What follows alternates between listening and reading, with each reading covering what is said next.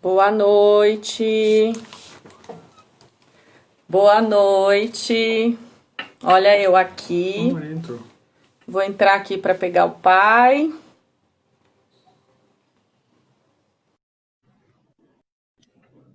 Boa noite, quem tá entrando. Tô chamando o pai. Olha que lindo! Noite, Macuyu! Fui no Zambi, tudo bem com você? Eu estou. Estamos aqui com luz, tá boa a luz, né? Tá boa a luz, tá. Tá o quê, pai? Tá boa a luz aí? Tá escutando direito? Escutando o senhor, eu tô, mas a luz tá um pouquinho escuro. Vou pegar um pouquinho mais de luz, né? Deixa eu ajeitar um pouco aqui, vamos ver como vai ficar Fica à melhor. vontade. Fica à vontade, o pessoal ainda tá entrando. Vamos compartilhando a live, quem já entrou, para que mais pessoas possam usufruir do conhecimento, conhecer o pai. Ai, como ele tá lindo de azul. Hoje é dia de Ogum, né? Terça-feira. Hoje é dia de Ogum, pois é. A gente tem que ter Verdade. uma idade única, né? É, e eu tô aqui de vermelho, né? Ó, todo mundo fica curioso para saber como é que eu fico de torso. Aí eu falei, hoje eu vou colocar. Ogum não banda, não é isso? É. Na verdade, pai, uma curiosidade, tá? Na Umbanda, Ogum veste tanto o azul quanto o vermelho. E em alguns casos o verde também. Porque tem o Ogum Rompimato, né? Que já faz uma junção aí com o Oxóssi. Tem o Ogum Megê, que já usa o azul escuro. Eles usam as cores azuis também. Interessante, né? A Umbanda, muito Interessante. atrás, eles usavam mais o vermelho só para Ogum. Por conta do sincretismo, né, pai? É, O sincretismo que tem com São Jorge, por conta da cor da capa de São Jorge, que é vermelha, eles usam muito vermelho também. Mas depende, né? Depende muito também da casa, do fundamento. Tem muita casa de Umbanda que é fundamentada na nação. Aí o Pai de Santo já carrega algumas tradições, né? nossa. Aí depende muito. Oi, Gustavo. Oi, Ariana. Tem bastante gente Olha aí. que legal. O Eu, pessoal tá entrando. eu fiz na sua, a gente fez no seu Instagram, justamente para as pessoas Sim, que são do seu grupo de Umbanda, né? Para conhecerem um pouco mais do que a gente faz sim. como ebó na religião dos orixás, no candomblé. Sim, hoje o assunto é esse, né? A gente deu uns minutinhos aí para introduzir, para que as pessoas entrem. Vamos pedir para que compartilhem a live, porque compartilhando outras pessoas vão receber o convite, Quero, podem aproveitar, né? Grace. Bom, vamos lá, tá entrando o pessoal, né? Tá, vai entrar. Daqui a alguns minutinhos o pessoal vai entrando. É que eu sou pontual, tá, pai? Eu sou uma pessoa extremamente pontual. Eu tenho esse defeito. Eu Ou também, qualidade, não sei. eu Mas eu também. sou assim, procuro ser pontual. Vamos lá. Vamos A lá. live é sua. Opa, vamos lá. Para a gente explicar, você quer abordar o tema ebó. Para a gente Sim. explicar exatamente como é o conceito do ebó na religião dos orixás, principalmente no candomblé, a gente tem que fazer um prólogo explicando a conexão do homem com as forças da natureza. Eu vou te falar do que a gente tem de tradição afro-brasileira. E óbvio, eu também tenho uma metade da minha existência tá no afro tradicional, no afro Yorubá, hoje, da África. Sim. O conceito do homem em relação ao planeta é que tudo que nós temos no nosso corpo, a Terra tem igual proporção e vice-versa. Peso igual a massa vezes gravidade. Então, nós estamos ligados na massa da Terra porque nós somos infinitamente menores do que a Terra. A massa da Terra é bilhões de vezes maior do que a nossa. Como massa atrai massa, e tudo que nós temos no nosso corpo, o planeta tem, 3/4 de líquido, 1/4 de sólido, os rios, que são as veias, os cabelos, que são as matas, a temperatura interna, que é o fogo geológico, as espinhas, que são os vulcões. Então, nós somos uma pequena célula do corpo chamado Terra. Então, dentro da religião dos orixás, tem um lado panteísta, que está ligado às forças da natureza. Então, nós temos duas coisas importantes: as forças da natureza e o culto dos antepassados, do ancestral divinizado. As forças da natureza estão ligadas à física, peso igual massa vezes gravidade. Porém, nós temos também a teoria quântica. Teoria quântica, onde um microsistema é o menor sistema que se conhece no universo, onde é composto esse universo quântico de células, isótopos, íons. Então, da mesma proporção que a célula é uma partícula do nosso corpo, nós somos da Terra.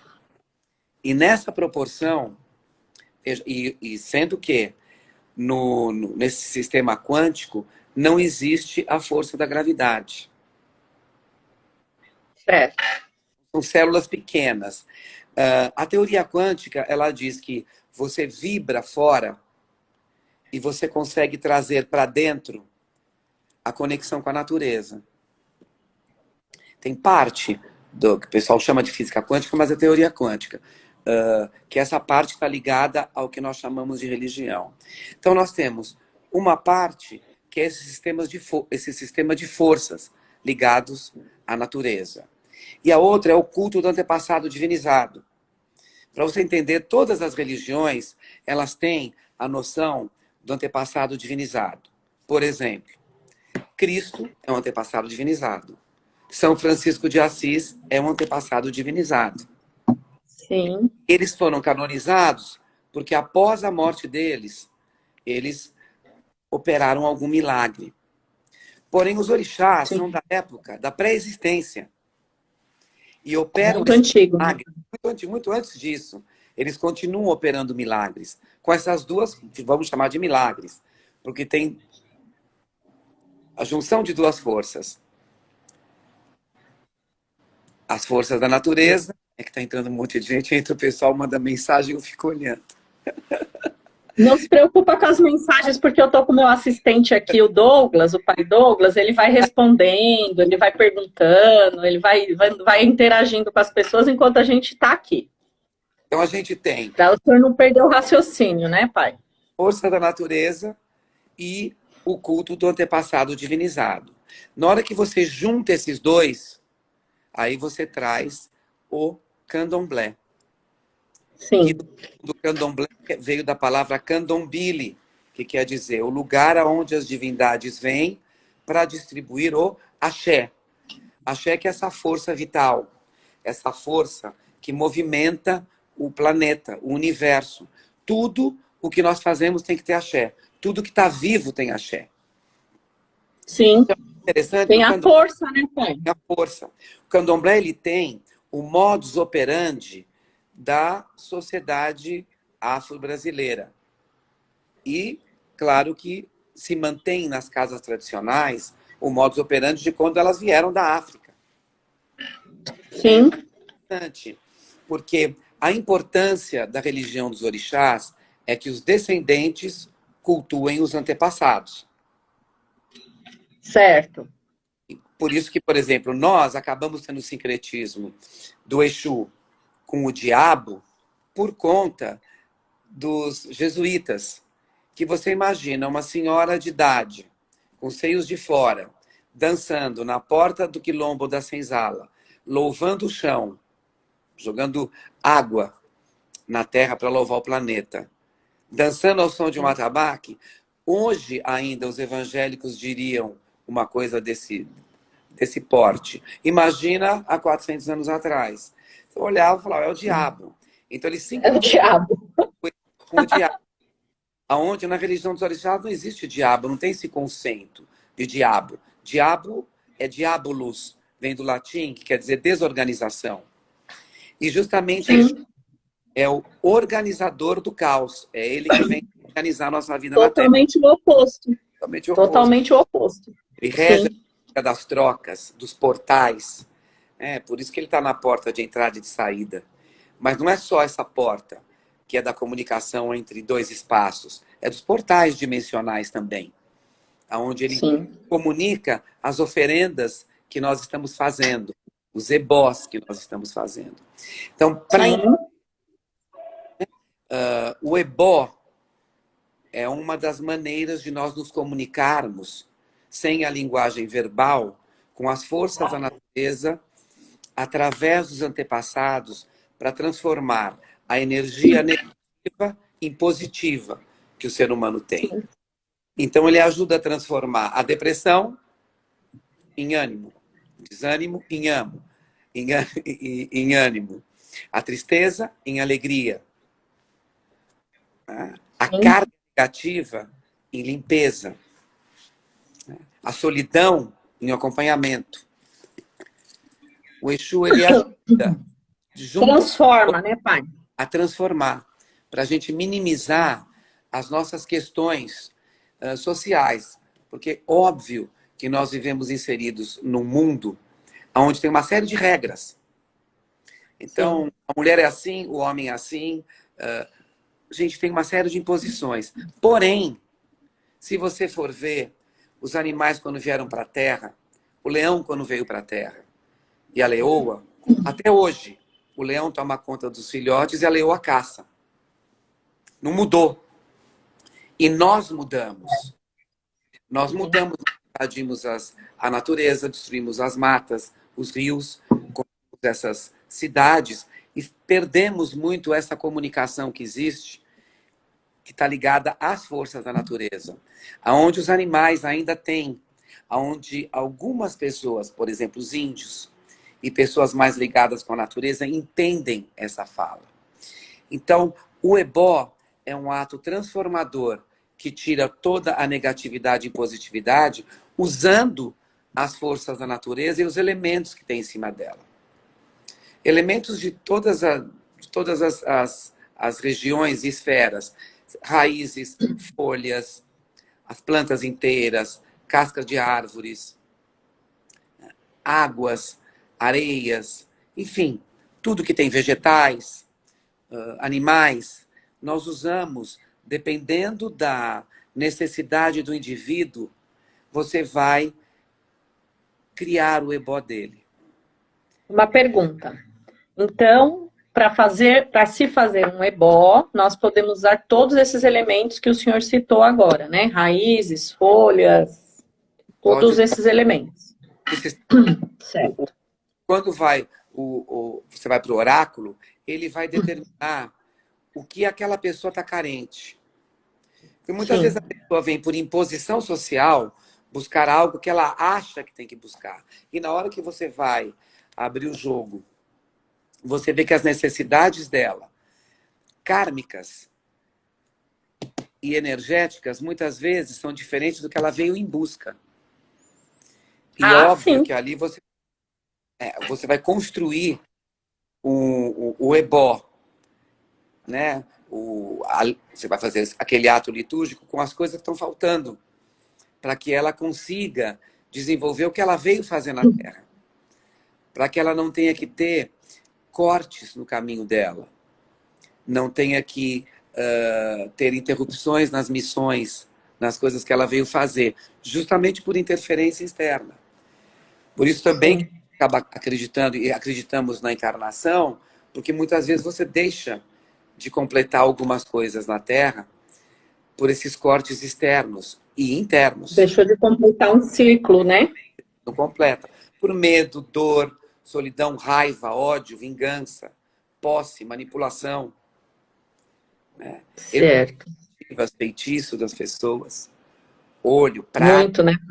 todas essas elas atrapalham a vida do indivíduo. E o ebó, ele restaura a energia vital do indivíduo. Eu digo sempre assim, que o ebó, ele dá um renascimento para você em vida, sem você precisar morrer. Você renasce sem morrer. Parte sua... Então eu posso dizer que ele serve para uma cura, né? Ele é para curar.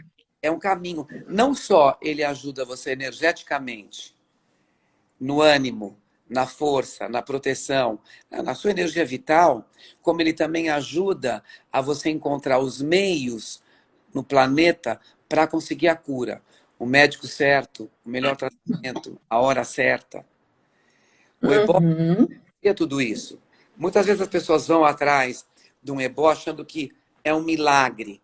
É esse conceito de sincretismo com o cristianismo. Não tem esse milagre no ebó, tem o trabalho. Você cria as condições mais favoráveis para o indivíduo conseguir resgatar o melhor da energia dele e do caminho dele. Se a gente milagre, ok, como cada um queira chamar. Então, o ebó... Poderíamos dizer que muda a sua sorte, para fazer uma analogia bem simples, né? Então, ele é um caminho que vai te restaurar energeticamente para que você consiga ter mais sorte, digamos assim, para que as coisas fluam melhor na sua vida. Seria assim? Poderia dizer? Pode ser. Mais força, mais harmonia. Mais força, né? Né? Sim, mas eu digo sorte, como o senhor citou, por exemplo, eu estou doente e não estou conseguindo descobrir o meu problema. Então, eu vou fazer um trabalho, como o senhor falou, né? Vai ser feito um trabalho e a pessoa vai abrir os caminhos para que a sorte, para que encontre, de repente, um médico que ajude ela a se curar, né? Então, digamos assim, quando eu falei mudar a sorte, é nesse aspecto, né? Você vai ter nos seus caminhos coisas melhores, facilitadoras, né? Seria mais ou menos isso. Isso. Vamos chamar sorte, proteção, luz, né? Conexão melhor Abertura. com as forças da natureza e com os seus antepassados, com quem nos protege. O ebó, ele é o motivador de tudo isso. E ele é o primeiro ato que a gente faz quando uma pessoa chega dentro da casa de axé.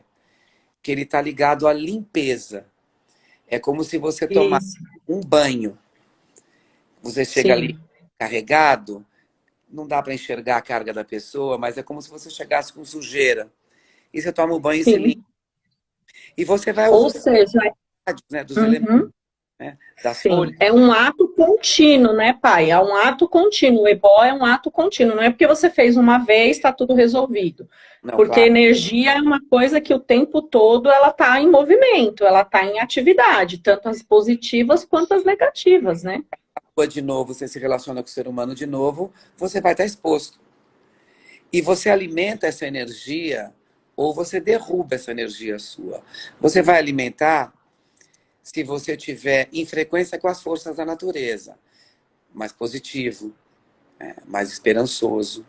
Vamos dizer, do bem. E você vai perder o seu axé e perder sua força se você estiver ligado às coisas negativas. Raiva, ódio, rancor, disputa, traição, mentira. Maus pensamentos. Isso também é um ebó que a pessoa faz contra ela mesma. E quando você... Negativo, né, pai? Negativo. Ou é negativo, né? Quando você fazer essa limpeza, você também pensa nos seus inimigos internos. Porque não são só os externos. Os internos, muitas vezes, atrapalham mais. Que são justamente essa fragilidade que o ser humano tem. E isso é muito alimentado pela concorrência social. Existe toda uma personalidade externa que o indivíduo tem que ter. Mostrar-se politicamente correto, né? Que é o que as pessoas acham. E todo mundo que é mais sui generis e mais original é normalmente mais perseguido, fica em evidência. Nossa religião, por exemplo, que é uma religião que cultua o bem, que não tem o diabo dentro dela, que os descendentes cultuam os antepassados, que os mais velhos são os mais sábios, os mais louvados, que as relações têm que ter transparência, que os espaços dentro de uma casa de axé são muito delimitados entre cada um. Quer dizer, nós vivemos em função do bem, do outro viver bem, do bem-estar da gente e do próximo. E nós somos sincretizados com o mal por muitas pessoas.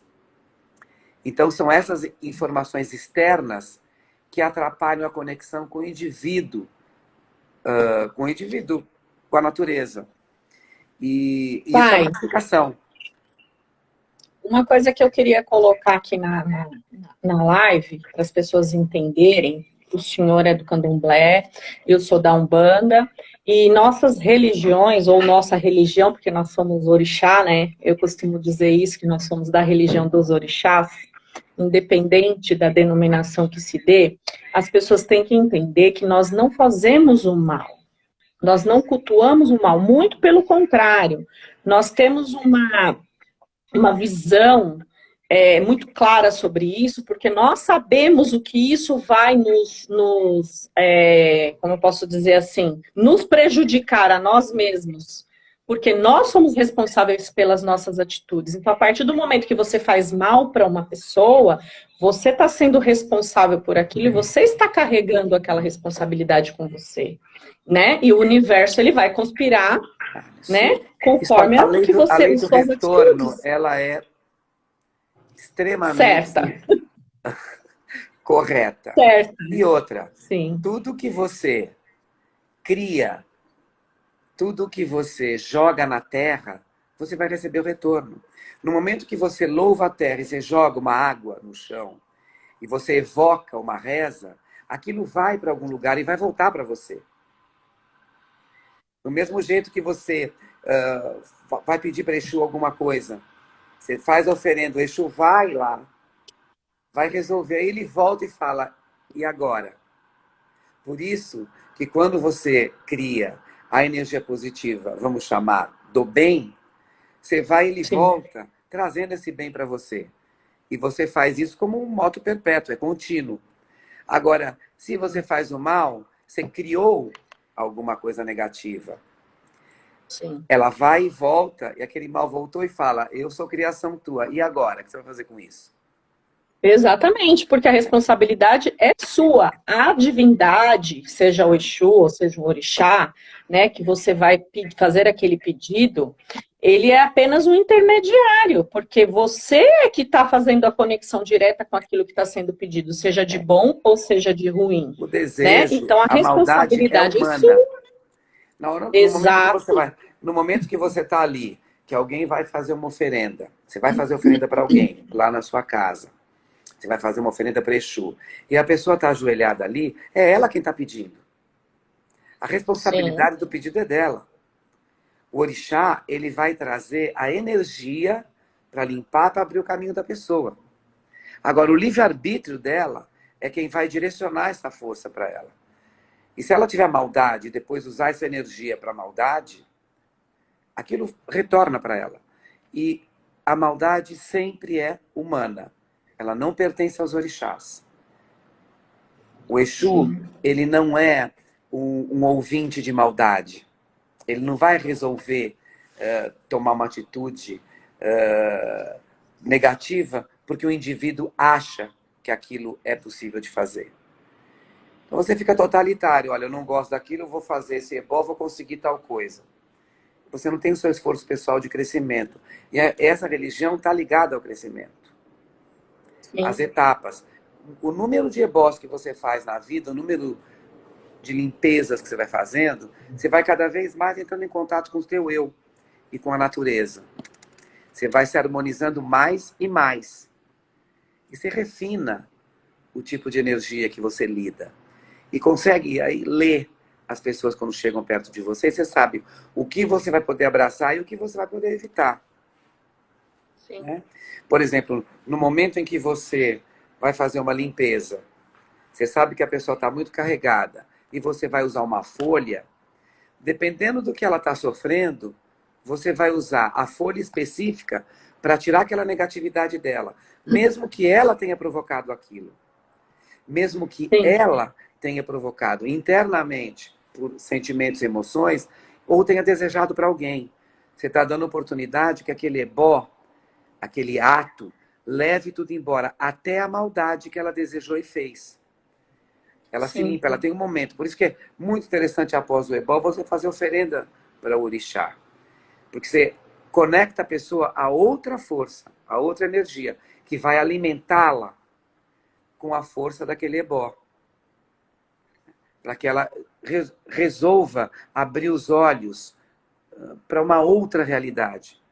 Às vezes a pessoa vai lá querendo, né, vai numa casa de axé, vai no seu centro, vai na nossa casa. A gente fecha muito em casa para poder entrar, para evitar isso. Munida de um sentimento de rancor. Achando que, você veja, já vem esse preconceito contra a religião. Achando que você vai para a casa dos orixás, que lá você vai fazer a macumba. Lá você vai fazer, dar certo algo que você não conseguiu por merecimento. E é lá mesmo que você vai aprender a se limpar e fazer por ter merecimento para conseguir aquilo. Sim. Que está tudo muito conectado. Postura, né?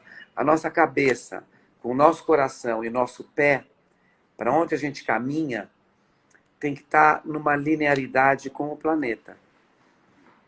Você não pode fazer um ebó para uma pessoa, cantar em cima da folha da pessoa. Você canta ali pedindo paz, saúde, felicidade. Você canta aquilo. De repente, você que cantou aquilo, ou a pessoa que recebeu, sai dali xingando e brigando com os outros. Quer dizer, você está tomando uma atitude que não está linearizada com o que você está fazendo no planeta. Exato. Então, isso é que é importante. Isso que é o merecimento. Tem que ter um equilíbrio, né, pai? Não é? Não adianta uma filha de Oxum. A Oxum é dona do amor. Oxum é dona da prosperidade, da família, do amor e da abundância. Como é que você vai aceitar que uma filha de Oxum esteja fazendo mal para alguém? Esteja querendo desagregar uma família? Né? Esteja desagregando um relacionamento a dois? Se a energia do neófito que recebe do orixá é justamente o contrário dessa. É do amor, é da paz. Então existe essa coerência da união, existe essa coerência com os orixás. Né? Se a gente, por exemplo, você usa sal num trabalho, muitas vezes você usa, as pessoas falam assim, por que você está usando sal? E por que a gente usa sal? Porque onde o sal chega, o sal traz sabor. Tá ameno o negócio, a vida está sem sal. O sal, ele chega, ele dá um gosto à vida. E não só isso. O sal, aonde ele chega, ele evita que você se misture com algo que vai apodrecer o seu caráter. Você põe o sal na carne, a carne não apodrece. Então, quando você usa sal numa oferenda, você vai pedir que as emoções melhores que nós tivemos na vida e que nós temos sejam preservadas, não sejam atacadas, não apodreçam com o tempo, que você não se misture com a negatividade com o tempo, que não negocie os seus valores. Então o ebó, ele não só é um ato litúrgico que reúne uma série de elementos, como também ele conecta com o melhor do indivíduo para que o ebó floresça dentro dele e dê certo dia a dia. É muito interessante, né? É, muito interessante, pai. A gente vai linkando os assuntos e aí não tem fim. Por incrível que pareça, já tem quase 1 hora que nós estamos aqui, acredita? Não consigo crer. Então, já estamos na hora de encerrar. Hã? Não. Ah, 30 minutos, desculpa. Ah, 30 minutos, que susto. Eu falei, nossa, já tem 1 hora que nós estamos aqui, não pode ser. E Incrível. você Tem veja, perguntas? essa conexão com as forças da natureza é muito interessante, porque, por exemplo, na Umbanda, as pessoas trabalham mais incorporadas. E, Sim. normalmente, eles estão já conectados com essa força. E aí fazem as magias, os trabalhos, os ebós, as limpezas, usando ali de acordo com aquele canal, né, que está alimentado. Já no candomblé, quando nós fazemos um ebó e que nós jogamos, pelas iniciações que nós recebemos, a gente já está conectado na hora que você entra para fazer o ebó. E aí você recebe, durante o ato litúrgico, aquela comunicação da natureza mais profunda, para você poder Sim. erradicar o que existe dentro do indivíduo de negativo. Sim. Então, eu acho muito É porque interessante. porque na Umbanda, né, pai, não existe assim, na maioria das vezes não tem iniciação. Então a pessoa não está pronta para aquele ato litúrgico, diferente do candomblé, que existe a iniciação. Então quem faz esse ato de limpeza é uma entidade, é um ancestral, né? Um ancestral que vem para fazer aquele ato. Então, é essa a grande diferença que existe, né? E isso que é a grande força da Umbanda, porque naquele momento o seu corpo está sendo usado por um antepassado e tem a mesma força do iniciado naquele momento para fazer, né? E ele leva embora também a negatividade que ficaria ali. Enquanto nós deixamos a negatividade do indivíduo dentro do ebó, para levar embora, para a natureza transformar aquilo. Né? Então, os processos são os mesmos, só que as pessoas, as figuras ficam diferentes naquele momento. São diferentes, exatamente, né? É o mesmo trabalho, mas de formas diferentes, né? Tem alguém Pai, escrevendo? temos perguntas na live. O senhor me dá um minutinho para a gente passar para Claro. responder. Pode falar. Motubá, babá.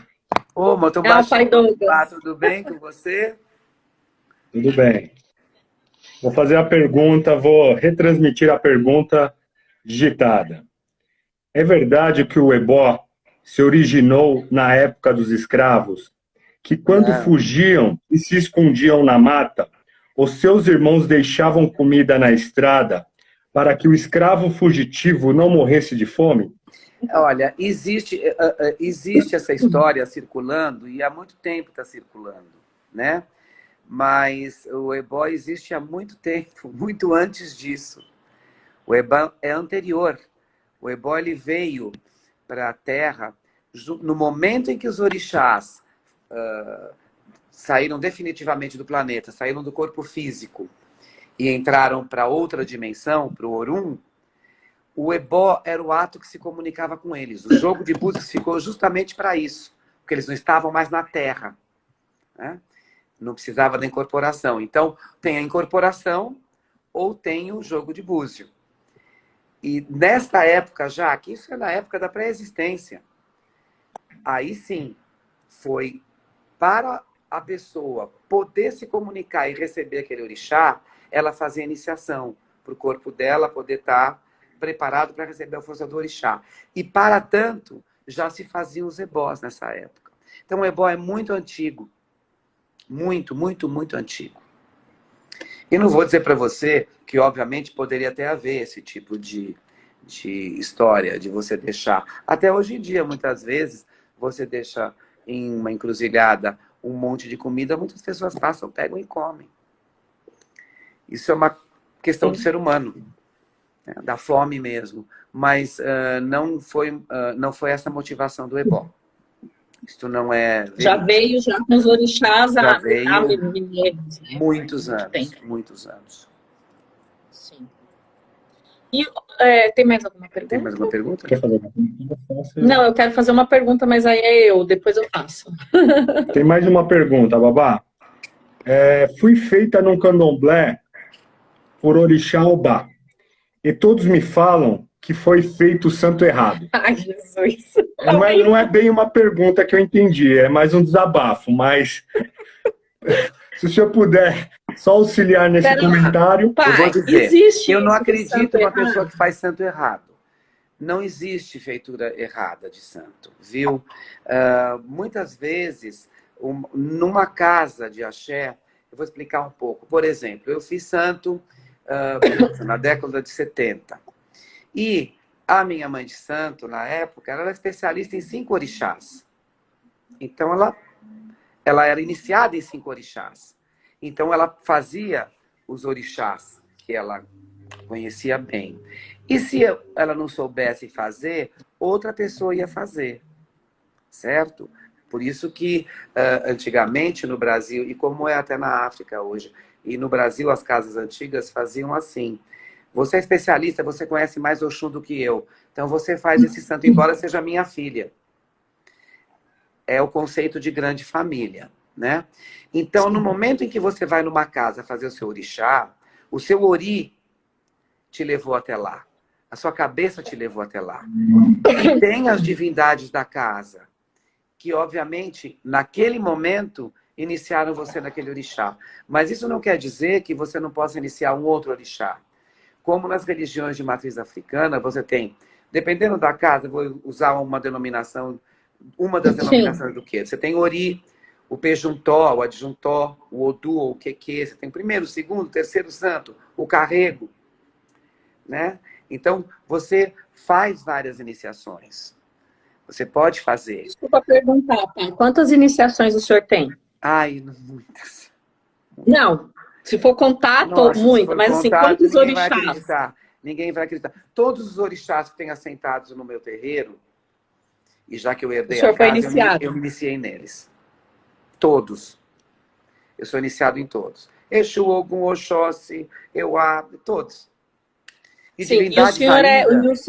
e o seu ori é de Oiá? No primeiro, sou de Oiá. Eu sou filho de Oiá. E eu iniciei todos esses orixás. Claro que existe essa possibilidade. Quando eu fiz santo, quando a minha primeira filha de santo, eu fiz santo dela há 40 anos atrás. O santo dela, que está comigo até hoje, é a Ângela. Ela se recolheu 28 dias. Ela, durante os 28 dias, ela fez o primeiro, o segundo, o terceiro orixá dela, o Exu, o Ossan. Ela fez 7 orixás. Teve 7 iniciações. Ah, Era o destino fez um de dela. cabeça e fez todos os laterais. Depende da casa, ela vai dar uma denominação para aquilo. Então, Sim. eu sou um pouco relutante com essa história de santo errado. Né? Não existe isso. Pai, eu acho, minha opinião, tá? Minha opinião. Eu não sou expert, mas eu penso da seguinte forma: se você foi iniciado no orixá, aceite ele com amor. É um Claro. caminho que você tem, né? É um caminho que você tem. Isso não impede de você ser iniciado em outros orixás, como o senhor acabou de dizer. É. Eu, quando joguei búzio e foi revelado o meu orixá, Ogum, de cabeça, eu aceitei ele com amor. E eu sou filha de Ogum e ninguém vai tirar isso de mim. Claro. Mesmo E que outra, amanhã você eu pode precise ter um fazer, pode caminho chegar no com candomblé e falar orixá. assim, eu tenho simpatia por Oxum, eu quero me iniciar em Oxum. Aí você, médium, pode se iniciar, por que não?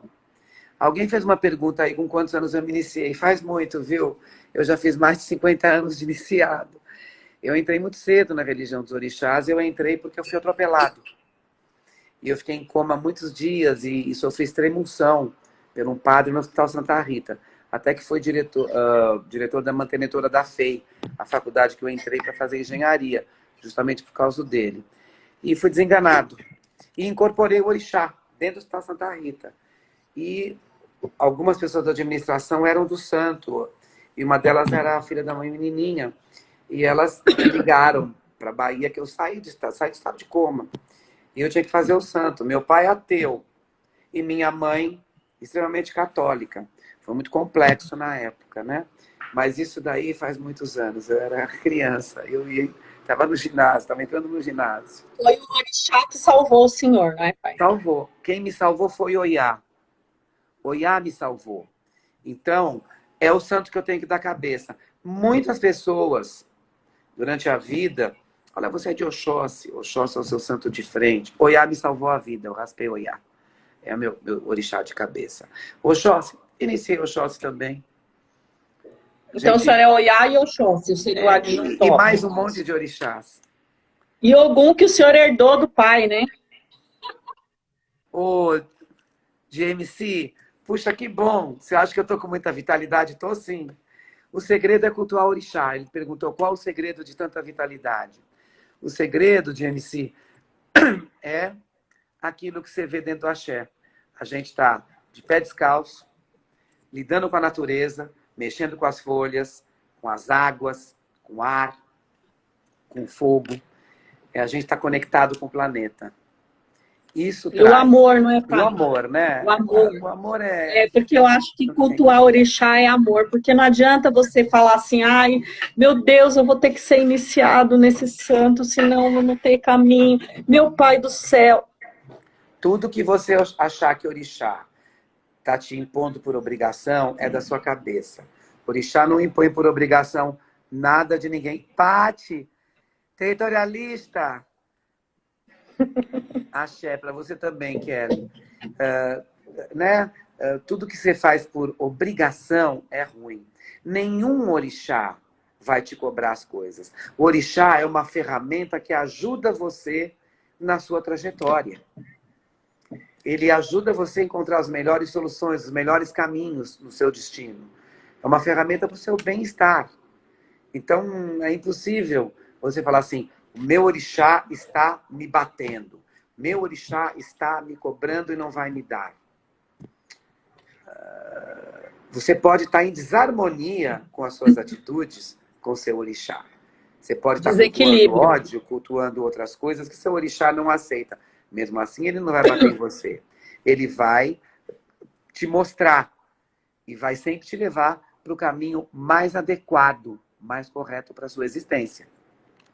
Sim. Então, todas essas frases montadas, precisamos tomar muito cuidado de não ter influência de outros conceitos dentro dessa religião tradicional. Então, quer dizer, na África é assim. E nós que ficamos com as casas de matrizes africanas, as mais antigas, nós também cultuamos uma coisa tradicional. E não tem essa influência externa. Não tem outros conceitos, nem o conceito do cristianismo dentro da religião.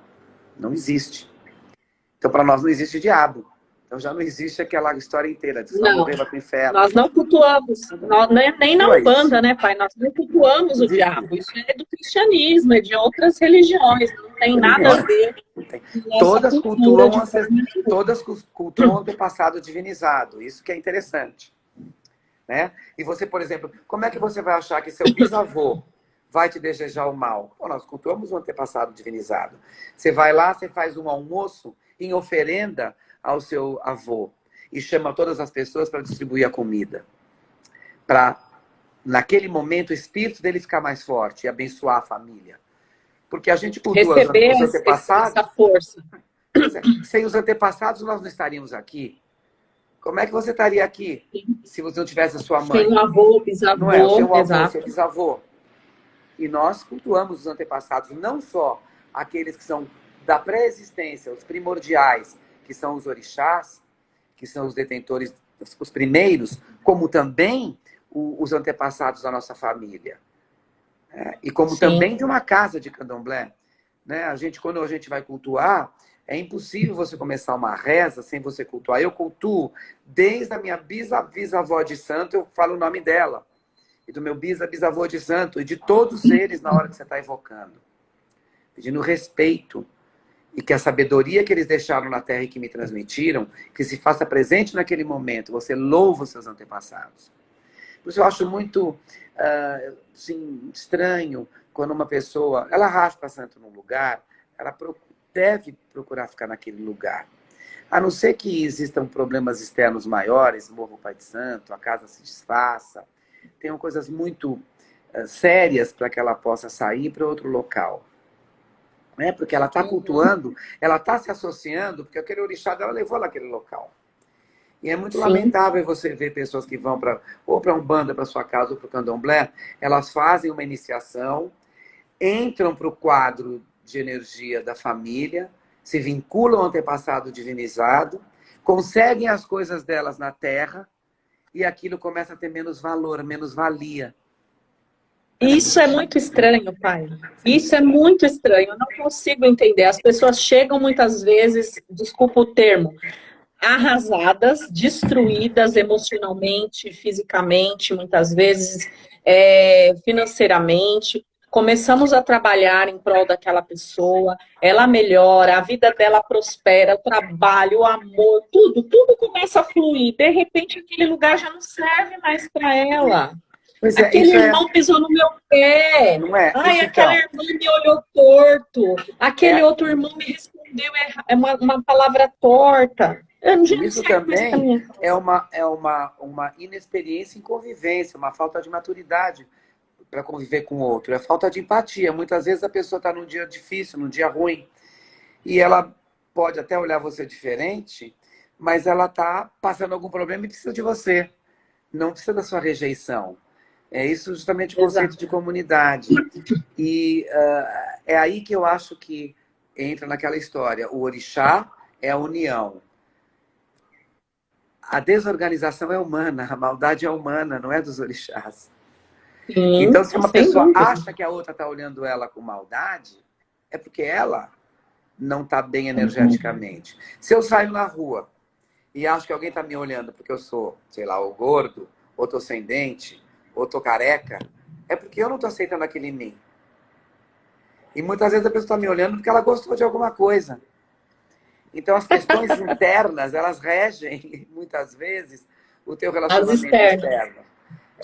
É um conflito interior que você tem e que você deposita no outro. E que ele não tem nada a ver com isso. Né? Sim. E casa que tem o orixá sempre vai abraçar todos. E se a pessoa pode ir embora, mas ela pertence àquele lugar. Sim. Vai pertencer É, sempre, né, pai? Não tem passou, como desvincular. passou pelas águas, entendeu? Nasceu ali. Você imaginou que maravilha? Você faz a iniciação de uma pessoa e vê ela nascendo dentro do orixá. É um renascimento. É uma vida nova. Ela ganha um nome novo dentro da religião. Com uma outra energia. Com muito mais possibilidades de conquistar o que ela muitas vezes deseja e não está conseguindo. E muitas vezes ela também é merecedora e não consegue por Sim. impedimentos. Você poder fazer nascer isso. Mas num determinado momento que as pessoas muitas vezes conseguem isso, elas esquecem. Mas isso é uma questão delas. Isso é o plantio delas. E a colheita que elas vão É, fazer lá para frente. E isso não sim. modifica a posição do sacerdote. Não é? Sim.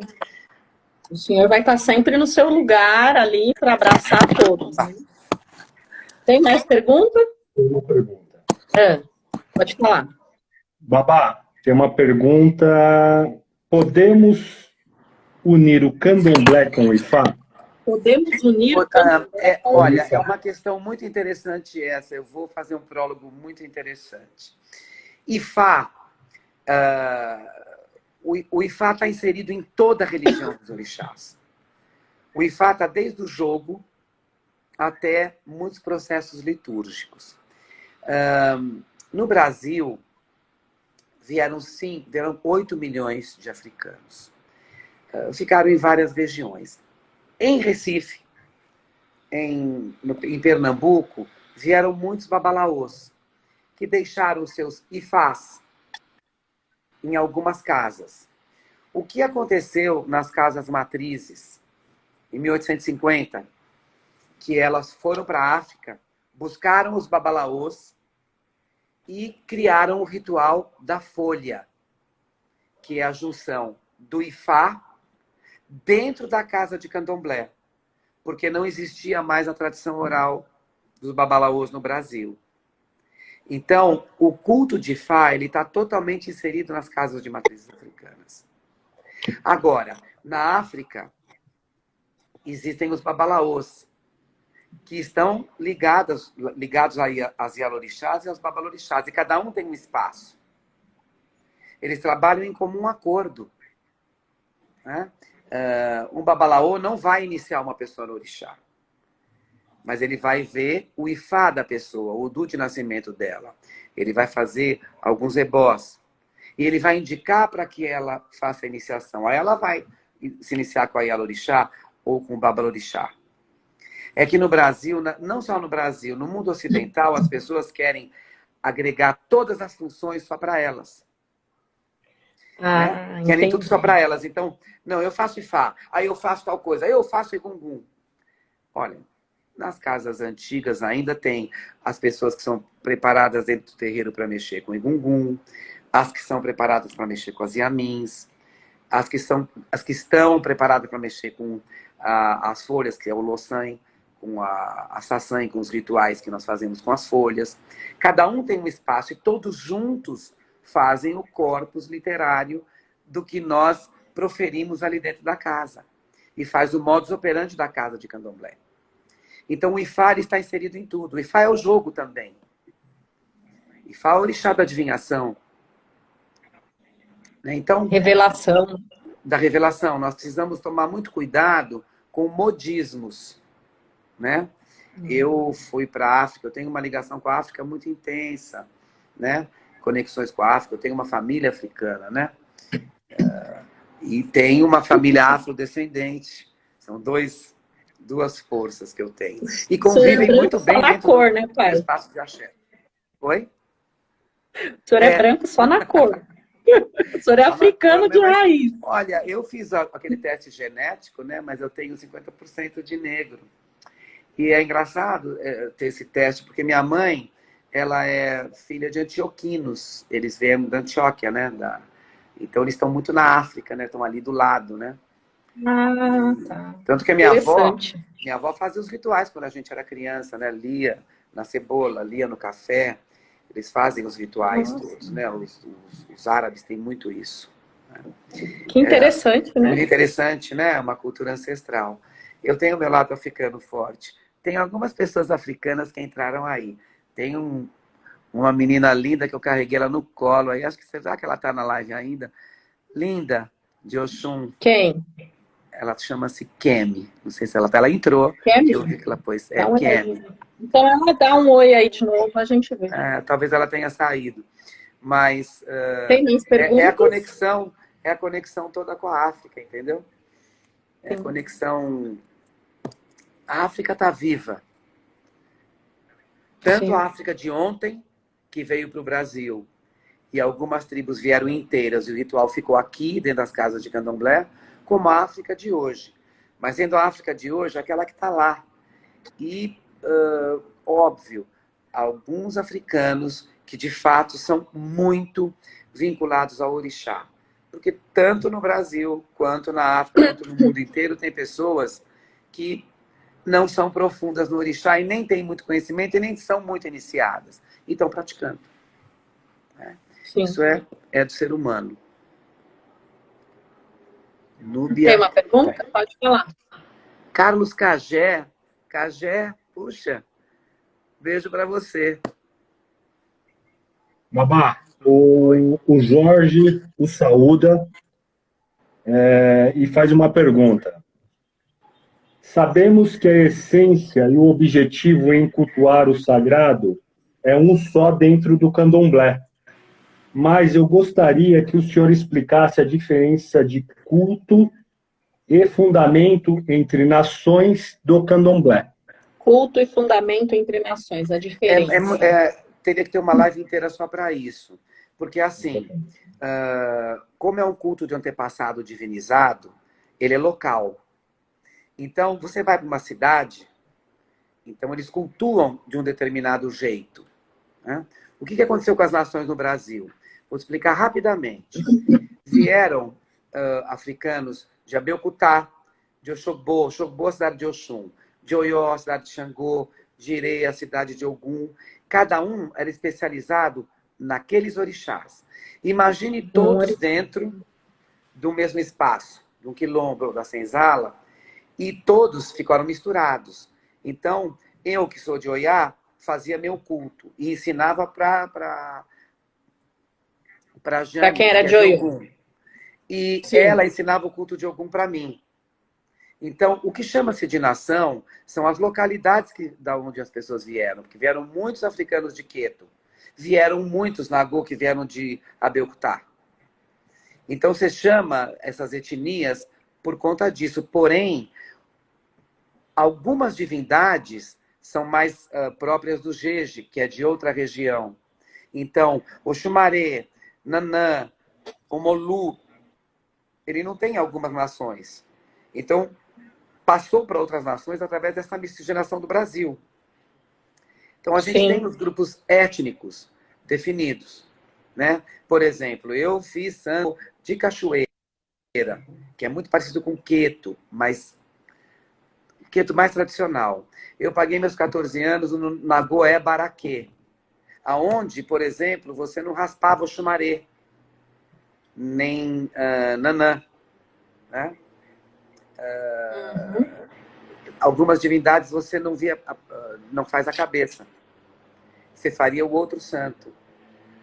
Então, para você, no país múltiplo como o Brasil, onde tem todas essas divindades aí misturadas, você tem que ter acesso a várias nações, né? Mas o fundamento de cada nação é a liturgia, as rezas, a maneira que você cultua o orixá é muito própria, né?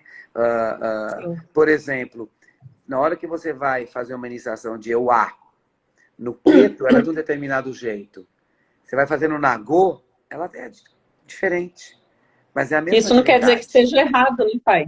Não, é a maneira litúrgica. Nós temos verdades universais, que aí que vão estar erradas. Por exemplo, Oiá, Inhansã não come carneiro, é uma verdade em qualquer nação. Você não vai pôr um pano preto em cima de Oxalá, é uma verdade em qualquer nação. Nem Dendê, Qualquer nação. nem Sal. Então, você Sim. tem essas verdades universais, que elas são... As palhas são de Omulu, né? De Obaluayê, de Nanã. Então, são as universais. Todas as casas, mesmo uma casa de queto tradicional, ela vai cantar vai ter muitas rezas que são do jeje. Quando você for cantar para o Xumaré, para o Omulu, para o Baluayê. Então, nação Então não pura. Então não tem jeito, é tudo junto misturado, né, pai? É tudo junto, né? É tudo junto. Eu acho muito bonita Angola, né? Eu não tenho nada de Angola, eu gosto muito dessa nação. Acho uma delícia. Canta, dança, é alegre, igual na Goa. Dança, canta alegre, bate mão no atabaque. Não é com a varinha, porque tu tá na vara, né? Bate com a varinha, é uma coisa mais compassada, é mais estruturada, né? O Nagô já dança todo mundo misturado. As casas tradicionais de Queto, por exemplo, só dançam as mulheres, os homens não. Já no Nagô, os homens dançam também. Então, você tem algumas diferenças, né? Diferenças, né? Mas como o fundamento litúrgico aí é de cada casa, né, pai? É o fundamento mesmo, não tem muito o que falar, né? Alguém pôs aí, nossa irmã fala é pouco, pouco. Acho que deve ser alguém que pôs para você, Jane. Que eu falo pouco? Não sei, estava escrito assim, nossa irmã fala pouco, pouco. Aí eu vi escrito. Falta pouco tempo, falta 2 minutos. Falta pouco tempo. Tá terminando o tempo, pai. Agora sim, falta 2 minutos para acabar a live. Bom, a gente vai ter que se despedir. Se o senhor aceitar, nós podemos fazer mais uma live. Mais para frente, a gente marca um outro dia para continuar falando, porque falar de orixá é uma coisa deliciosa, eu adoro. Nossa, para mim, eu fico aqui a noite toda. E vamos encerrar aqui cantando uma reza para Ogum. Hoje é terça-feira, dia de Ogum, né? Vamos cantar para Ogum. Opa! Vamos lá. Canta, pai. Ogum ajo, Mario, Mario, Pelé coro, Mario, Awale quale quanã. Ogum ajoe, Mario, matunhenhen. Ogum ye, que Ogum mesmo, o grande civilizador, o homem que ensinou, o Deus que ensinou o homem a andar na terra, que ele abra os nossos caminhos, que ele abençoe todo mundo que estava nessa live, que ele abra os caminhos de todos, e principalmente os caminhos dos médicos, dos cientistas, para que encontrem a cura dessa pandemia e, mais ainda, a cura da cabeça de todos os nossos líderes, para que, de fato, lutem em favor do povo. E que Ogum abençoe com a sua espada. Axé. Axé. Axé, babá, mutubá, meu pai. Sua bênção, muito obrigada. Minha mãe te abençoe a bênção. Muito obrigado. Muito obrigada. Um grande beijo. Boa noite, bom descanso, pai. Você também. Axé. Axé, tchau, tchau. Lindo. Obrigada.